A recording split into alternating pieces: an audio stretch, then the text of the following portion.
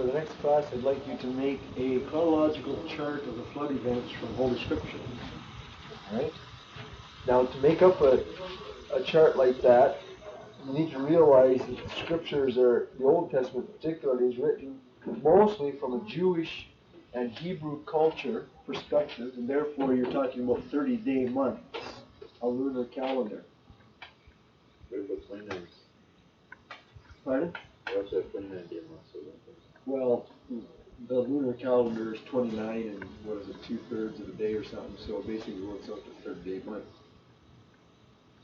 Right? They added an extra month every few years. I understand it. To make it work out right.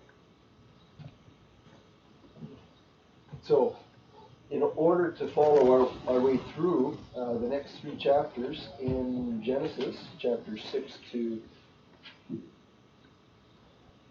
9, you need to do that.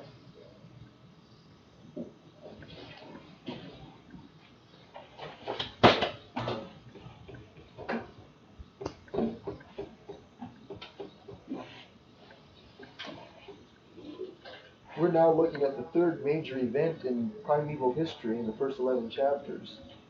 That is the flood. The theme of this section of chapters 6 to 9 is divine sovereignty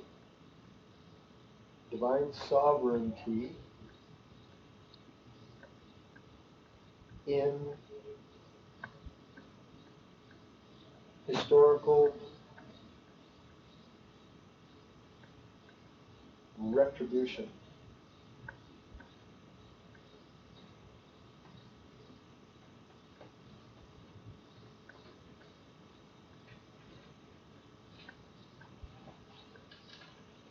And we're going to look at the 3 chapters, or 6, 7, 8, and 9, actually 4 chapters inclusive, under 4 headings. 6, 1 to 13 give us the reasons for the flood.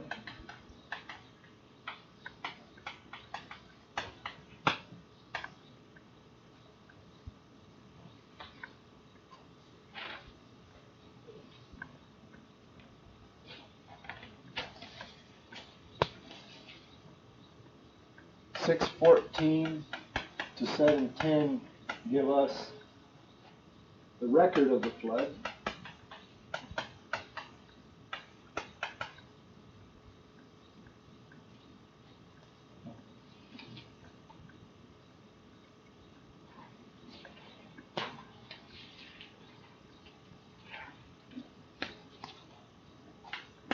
Seven 11 to 8:14.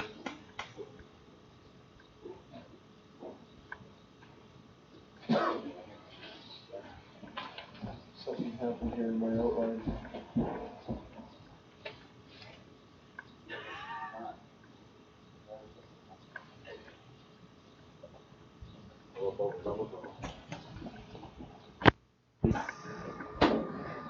I'm going to recant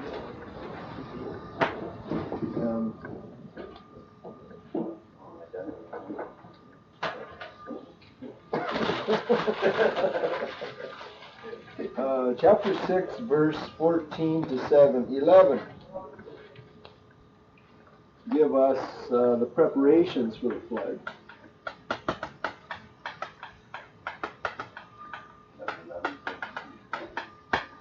What did I say? No, 6:14 to 7:10. And then 7:11 to 8:14 give us the historical record of the flood.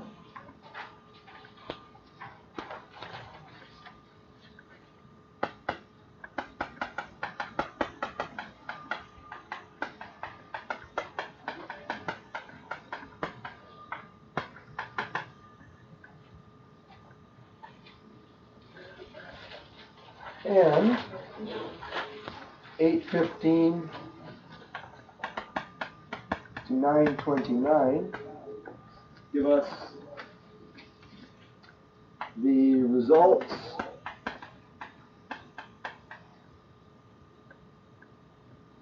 and the ramifications.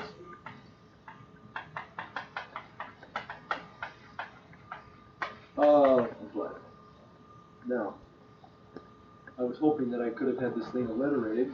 I have R for reasons, an R for record, an R for results, and I couldn't think of a word for preparations that begins with R. Anybody can come up with it?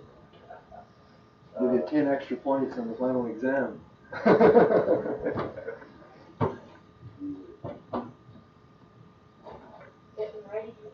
Getting ready. Readiness for it. It's not a bad idea. I may have to retract my offer. That way it works. Readiness. Readying for the flood or something. All right. So that's where we're headed in the next few classes.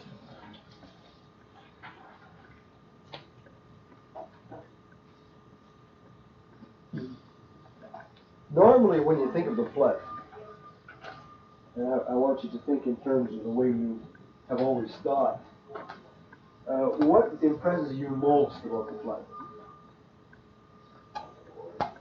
The amount of water. All the water. What else? And my animals. Okay, so you're talking about the logistics.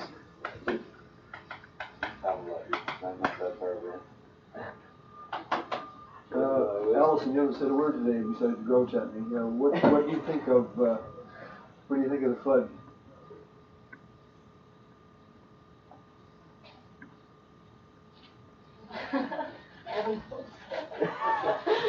Moses in the ark, right? Think of the people that how they must have felt after it started raining.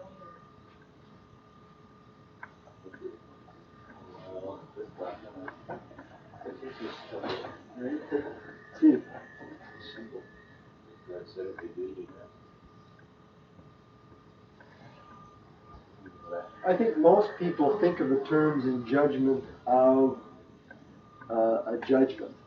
Yeah, I know, but as far as reading it goes, I can't relate to it. God killed all the people in the world, a whole bunch of animals, except for 8 people. That was really bad. It broke up the continents and everything else. It totally destroyed whatever he had made in the first place. We're talking about major judgment there. Most people think of the flood in that term. But at the same time, none of you answered the way I wanted you to answer, so I just forget it. It's one of the secrets of teaching, by the way. It's kind of like playing politics. However, the flood not only was a divine judgment, but was also a means of salvation. Right? It was an occasion for salvation and not just an occasion for damnation. It was the means of God's judgment and also indirectly the means of His salvation.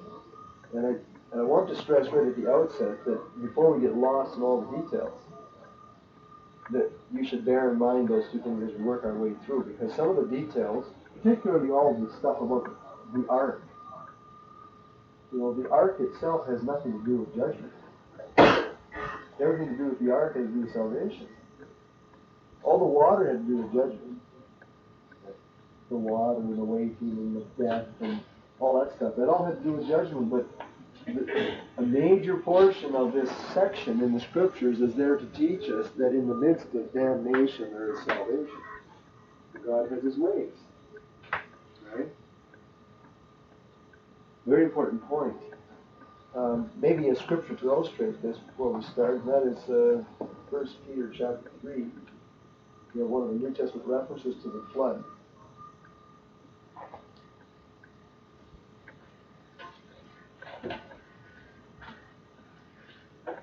1 Peter 3:18-21.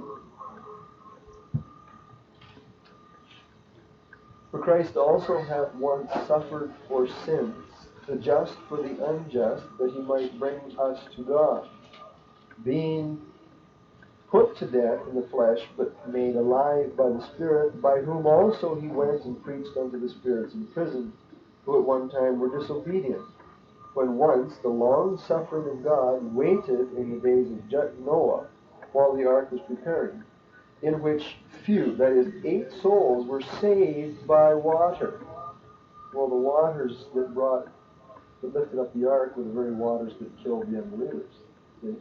And Peter stresses the salvation aspect. Notice that. That a few people were saved by water, the like figure unto which even baptism doth also now save us. Peter's not teaching baptismal regeneration. You're not saved by the waters of baptism. He's calling it a figure of salvation. And he specifies that the water doesn't put away any of the filth of the flesh, not bodily flesh, but corrupted, depraved nature is what he's talking about. It doesn't cleanse your depravity. Rather, the waters of baptism are the answer of a good conscience toward God by the resurrection of Jesus Christ. This is one of those passages that some people like to really use as the basis for saying you have to be baptized to be saved. Right? And Peter is stressing that the flood has a parallel to baptism in the experience of the Christian. That the flood was symbolic, just like baptism was symbolic of God's salvation, and the common element to baptism and the flood is the water. And so the water itself then becomes symbolic of God's salvation. It lifted up the ark, and it pictures the salvation of the Christian.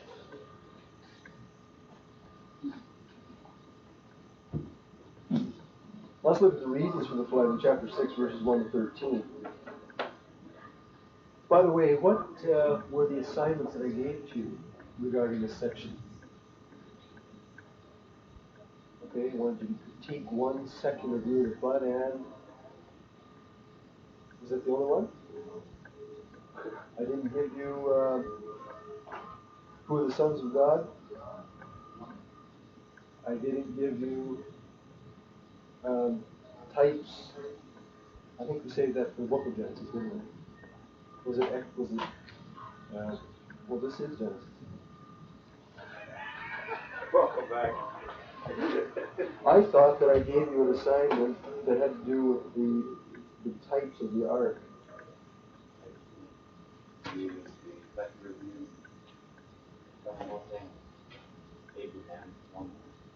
Second is really fun. I guess that's all I did.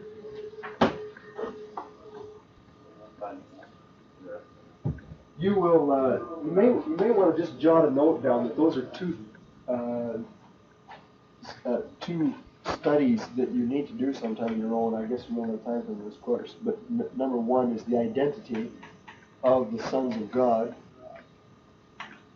in Genesis chapter 6. And I'm not going to take the time right now to get into it because we're running behind. Who were the sons of God in Genesis 6 verses? Oh, I think you can answer it. We have read Morris' stuff and really recorded it. I can't understand creation. That's because you've never seen one.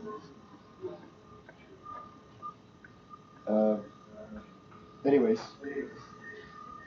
the identity of the sons of God is one thing that you should study out because it is an interpretive difficulty. The other thing is, for your own personal benefit, make a good chapel or devotional sometime. The types, the typical parallels of the ark to Christ.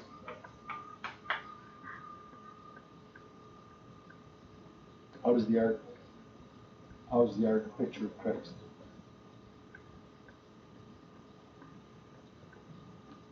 There are like dozens of ways. Let's read Genesis 6, 1 to 13. This is the section that we see why the flood was brought about. It came to pass, when men began to multiply in the face of the earth, and daughters were born unto them, that the sons of God saw the daughters of men, that they were fair, and they took them wives of all whom they chose. And the Lord said, My spirit shall not always strive with man, for that he also is flesh. yet his days shall be 120 years. There were giants in the earth in those days. First reference in the Bible to giants, by the way. And also after that, when the sons of God came in unto the daughters of men. It seems in the context that giants relate to this business of the sons of God coming and cohabiting with the daughters of men and bearing children to them. The same became mighty men who were of old, men of renown. And God saw that the wickedness of man was great in the earth, and that every imagination of the thoughts of his heart was only evil continually. By the way, this passage in Genesis chapter 6 should stand out in your mind henceforth as being one of the primary passages in the Bible on the doctrine of man, anthropology. Because the earth is still like this today. Right? The mind, the emotions, the bodies, the purposes, the collective body, the society of man, everything about humanity is depraved. God saw that the wickedness of man was great in the earth, and that every imagination of the thoughts of his heart was only evil continually. All you got to do is read Time magazine. You know, there's so much garbage. I've been beefing through from those books that Tim gave me. Time magazine, New Yorker, and Chatelaine. It's just garbage after garbage. All those articles, you know, it's hard to go through stuff like that without letting your thoughts go the wrong direction. Well, that's what people are like. Only evil continually. And it repented the Lord that he had made man on the earth, and it grieved him in his heart. And the Lord said, I will destroy man whom I have created from the face of the earth, both man and beast. Once again, not only man himself was affected by sin, but his environment. God was going to judge the animals and the creeping things and the fowls of the air. Probably because man stands at the top of the ladder, he's considered the head of creation, you know, even in the fallen world. For it repented me that I have made them. But Noah, in contrast to everybody else, but Noah found grace in the eyes of the Lord. Now, this is the divine side. This looks at God giving Noah grace. And verse 9 shows us the human side. There's always two sides to salvation. Right? Paul said, by the grace of God, I am what I am. Right? 1 Corinthians 15, I think it's verse 10. But, on the human side, no man ever experiences grace from God who doesn't likewise respond in faith and righteousness. That's what we see here. These are the generations of Noah. Noah was a just man and perfect in his generations. And Noah walked with God. Second time we have that phrase in the Bible. Walk with God. Noah begot 3 sons, Shem, Ham, and Japheth. The earth also was corrupt before God. The earth was filled with violence. And God looked upon the earth, and behold, it was corrupt, for all flesh had corrupted his way upon the earth. And God said unto Noah, the end of all flesh is come before me, for the earth is filled with violence through them, and behold, I will destroy them with the earth. I will destroy them with the earth. That's a pretty explicit passage. The real practical importance of Genesis chapter 6, people, is that Jesus said it would be the same thing in our day. In the day that Christ returns at the second advent, it's going to be the same thing. So this is not just history. If you read it in Matthew chapter 24, Jesus said, as it was in the days of Noah, so shall it be in the days when the Son of Man comes. It's Matthew 24.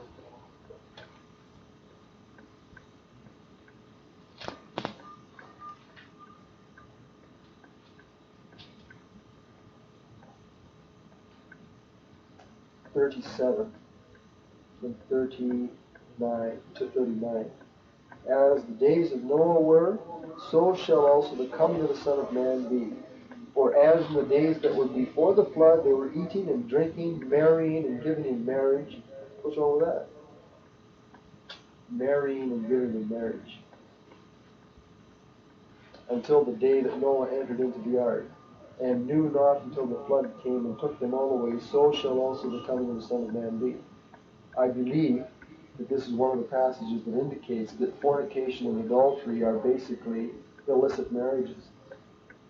That when two people perform sexual union, that they are married in the sight of God. And to continually do that is confusion, and it's contrary to God's law. That's my view. I admit that. You saying that the way that the world is gay, stuff is lots of honor, that's No, I'm actually saying that I think that that fornication and adultery, sexual promiscuity, whenever that's practiced, it could all, I think that it could be seen as marriage. so marriage is very loose. So it's not what he brought together. Because I always wondered, what is official marriage? Yeah. Now, I don't want to get sidetracked on No, that. I just mentioned it. interpreting those. Yeah. I mean, what is wrong with marriage? Well, if we take marriage as being man and wife leaving leaving their mother and father and clinging to one another forever and ever and ever, well, there's nothing wrong with that, because the Bible says marriage is honorable in the bed and defiled. But Jesus talked to the woman at the well and said that you've had 5 husbands. In other words, she had been married 5 times, and he viewed every one of those illicit relationships as a marriage. He used the word marriage, but he referred to her man as husband. Right? Now, I don't know if it's just something for you to think about. All right, so we're talking here about something that is very appropriate to our times. The general summary is given in the first 8 verses, and it follows 2 stages. General summary in verses 1 to 8. I think this section in 1 to 13 divides up 2 ways. 1 to 8 is the general summary.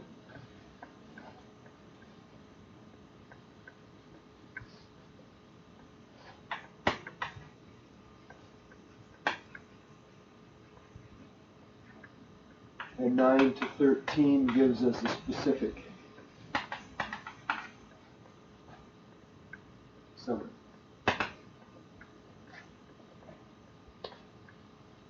We see the increased, stage 1, we see the increased degeneracy of the flesh on earth. Verses 1 and 2, which is what we read.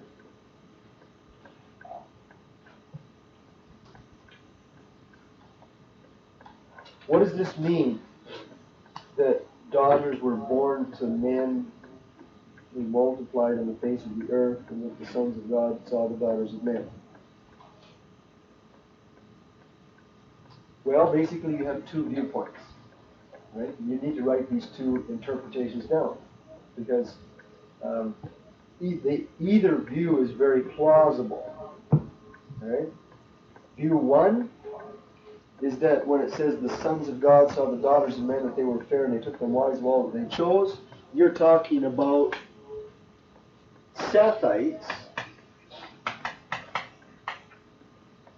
corrupting themselves with, let me put this, Sethite men corrupting themselves with Canaanitic women. That's one view. Another view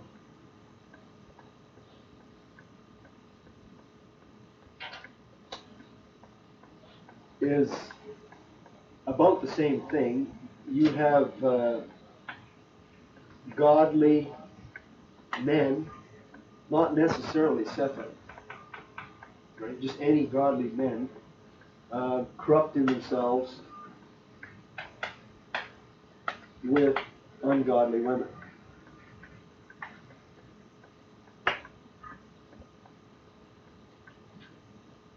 Do you see the difference between those two views? Some people say that the sons of God is a reference to the distinctive line from Seth, right? Descendants of Seth. That is, people that were descended from the people mentioned in Genesis 5. We're talking about descendants of Genesis 5. Right? Marrying women from the line of Genesis 4.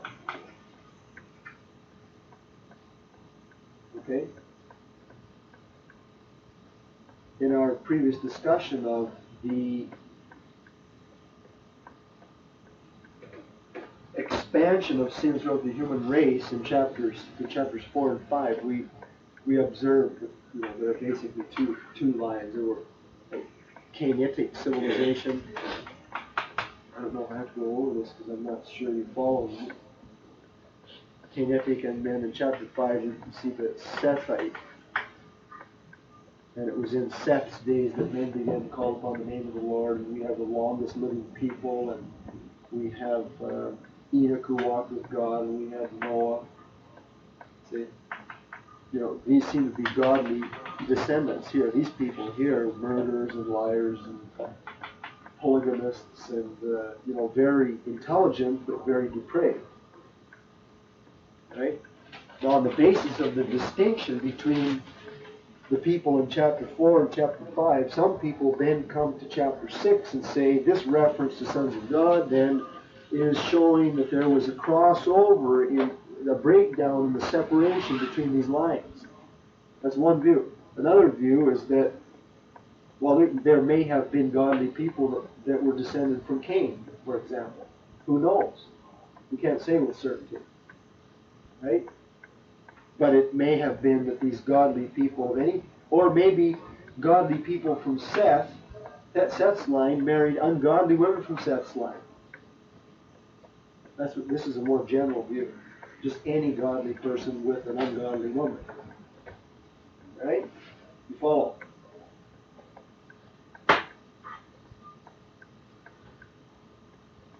I suppose a variation of the same view would be ungodly men. But that's not as popular because it actually calls them sons of God. Sons of God, sons of daughters of men. Okay? It's pretty difficult to call an ungodly person a son of God. All right? So the two main views that view the sons of God as human beings are these two. And then the third view that views the sons of God as angelic beings, fallen angels. Right? That fallen angels, that is, demons, took bodily form. They may have used real men.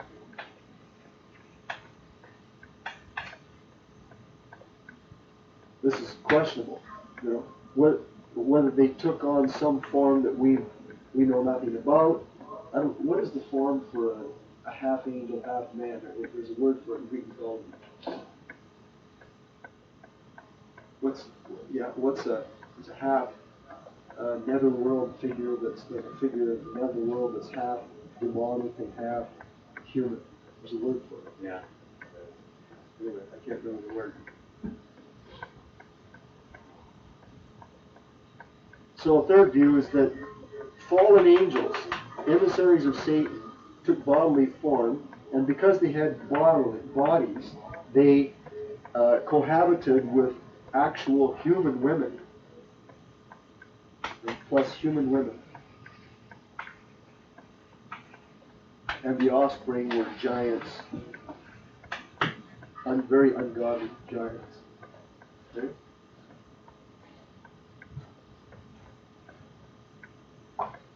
Now there are a few scriptures that this becomes a very involved discussion. if you try to settle it in terms of the reference to sons of God. Here are some of the particulars that you have to take into account. Sons of God. How is the term used?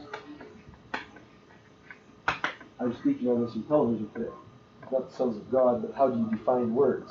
How do you define a word? What is a moot? Anybody know what a moot is? There is such a word in the English language. I don't know. I don't actually know what the word means myself, but I know that there is such a word because I read about it once. A moot. Now, if you're going to try to define such a word, you could go to the dictionary. The dictionary might have it or it might not. Even if it has it, how do you know if the dictionary is right? Where did they get their definition? So yeah, it goes back to what is the source? Who first used this word? What? Yeah, okay, well, where do you find the origin of words?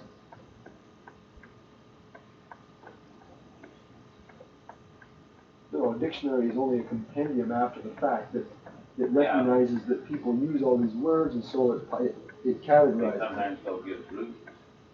Okay, sometimes they do. Back to another word from where it came. It may. Okay. Back to that. Okay, basically, the dictionary simply categorizes words that come out of everyday usage. Now, it may be relatively present usage, or it may be relatively ancient usage, in which case it probably has obsolete meanings as well. Because through time, words will change. For example, suffer in 1611 meant allow. Suffer the little children to come unto me, Jesus said. 1611 KJV says, suffer the little children to come unto me. That meant allow the little children. What does suffer mean in 1989? It means hurt, right? So the word, now there is some, there has to be some point of connection between the two meanings, but they can really do flip-flops over time. Okay? So when you're defining a word, you define it in terms of its usage and context. Those are the two things. Usage and context. And I'm telling you right now, this is so important if you understand this, because you're going to be using your Greek and your Hebrew, if you ever did it. You do word studies. You define words in terms of usage and context. Paul may use the word logos, or John may use the word logos one way. Did he use the word logos the same way that the ancient Greeks used it? What about the secular Greeks? See? So context, you will find that some New Testament words, just because they're Greek, aren't necessarily the same as the way the Greeks use them outside of Scripture. Because the context is different, the usage is different. And so when you come to settling this interpretive question in Genesis chapter 6 about the identity of the sons of God, part of the procedure you follow is, how is the term sons of God used in the Bible? Run the references. Okay, it refers to people, actual historical people. What about the figure in the fiery furnace? That leaves the question that it could have been a spiritual being. Right? Hebrews 1:4 talks about, I think Hebrews chapter 1 refers to angels as being sons of God. There are psalms that refer to in the day when the sons of God clapped their hands for joy. We read some of those as cross-references to the creation account. Right? So the term is used both of the actual historical humans, it is used of angelic beings. So that really doesn't, it's not easy to settle the question by usage and context.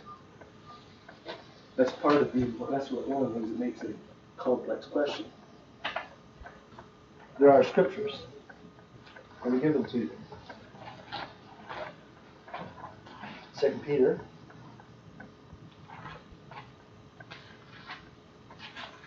Chapter 2.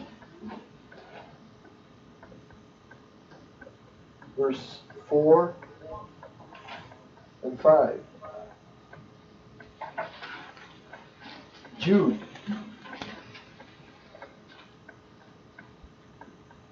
verses 5 through 7. Let's read those passages.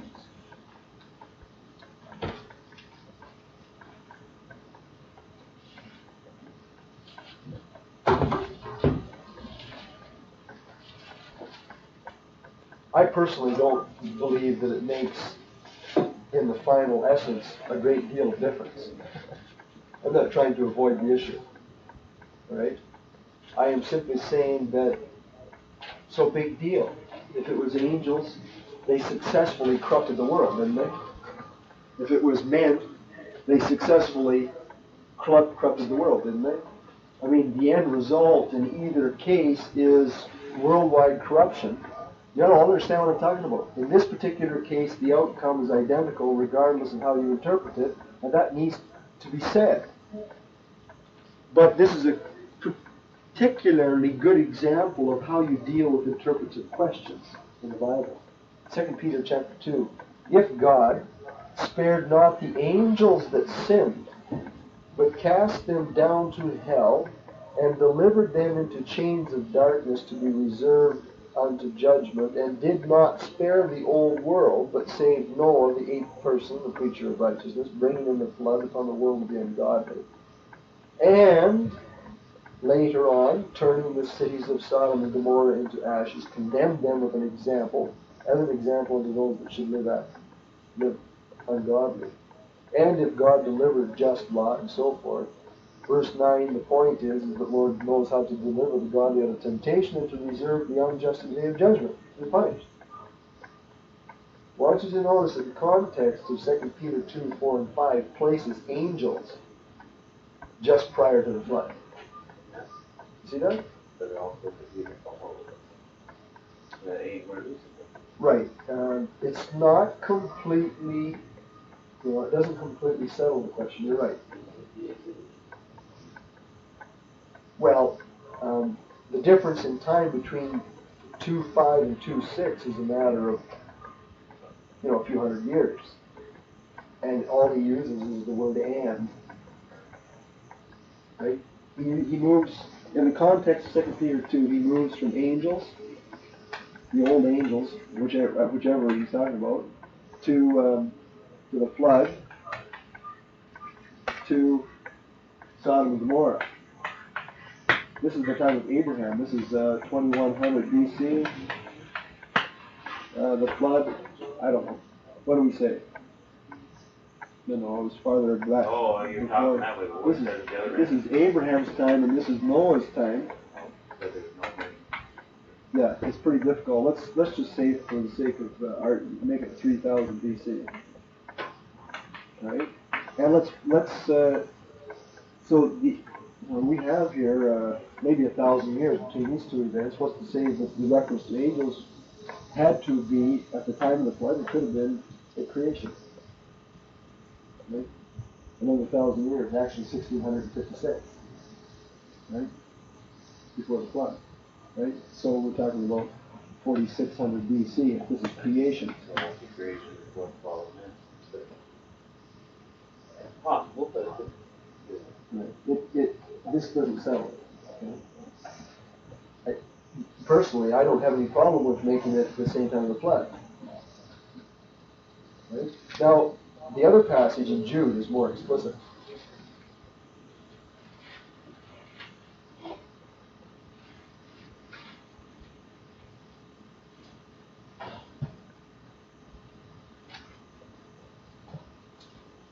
And the reason it's more explicit is because Jude makes a comparison. He says that the situation of the angels being judged has a parallel to Sodom and Gomorrah. And he identifies what the parallel is, and this makes it very, quite suggestive that it refers to the time of the flood. I will therefore, verse 5, put you in remembrance, though you knew this, that you once knew this, that the Lord, having saved the people out of the land of Egypt, afterward destroyed them that believed not.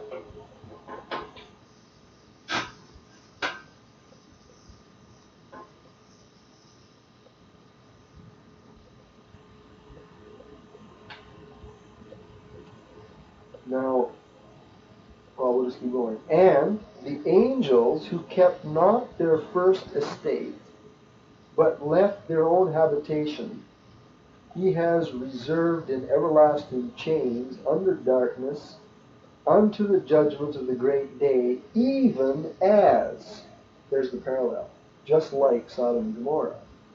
Just like Sodom and Gomorrah and the cities about them in like manner, giving themselves over to fornication and going after strange flesh, are set forth for an example, suffering the vengeance of eternal fire. The sin of Sodom and Gomorrah was the same sin of the angels that ended up in the Tartarus. Well, what was the sin? It was going after strange flesh. In Sodom and Gomorrah, we know that it was male with male, or female with female, or human with animal. I mean, it was debauched. Right? Right? This is going after strange flesh. Anything other than man, woman is strange flesh. Right? Well, the whole point of Genesis chapter 6 seems to imply that it's possible that there was strange flesh, that angelic beings somehow took on bodies that were capable of procreation, that were able to procreate with different flesh, right? And if you look at the context in verse 6, it's angels masculine, that masculine angels. Well, that's the point here in Genesis chapter 6, that the sons of God, it doesn't call them daughters of God, the sons of God, masculine, say. The masculine angels who kept not their first estate, but left their own habitation, he's reserved, even as in Sodom and Gomorrah and the cities about them, giving themselves masculine over to fornication and going after different flesh, are set for an example. And that was the real problem. The thing that we know that's, from the story of Lot is that the men wanted to have, well, isn't that the point? The angels that came into Sodom and Gomorrah looked like men when they visited Lot. And those men outside, the human men, said, bring those men. They thought they were normal men, but they were actually angels in the form of men. They said, let us bring them out to us. I think that this passage settles the question of Genesis 6. But that's my view. But as I said, it doesn't make any difference, and so, like, in effect, it doesn't make any difference. It's an interpretive difficulty. Any questions? Just that when I read first time I read through this and we mentioned this, I got that impression that I had that for you. Then only lately when I started looking through and seeing the animals and all the stuff that I started looking at differently, but I started looking at the title. That was racist, that was With the angels. Yeah, it's quite common, and I don't see a real problem. I just really do want to stress, however, that in an interpretive question, sometimes the point can be lost in all the detail of all the ramifications of all the arguments, when in reality, either view is fine. yeah, the tree's lost the leaves. Yes. Yeah. It's a good example. It's a good exercise, basically, of how you deal with the biblical problem. Right? So for our purposes, we'll view it as angelic beings. These angelic beings saw the daughters of men that they were fair. They took them wives of all whom they chose. So this is pretty degenerate activity here. It's sidetrack of Satan. Jesus, because Jesus became the Son of God, is it not that Satan, the son of perdition, is very good son of Satan? Maybe not the good, as well as the good. How can you Put that answer in your hand and think. Okay. Maybe you have that side of that. There is that one verse in the New Testament where angels are in heaven, Jesus said. Now, that isn't talking about earth. This is talking about earth. But Jesus said in heaven. angels measured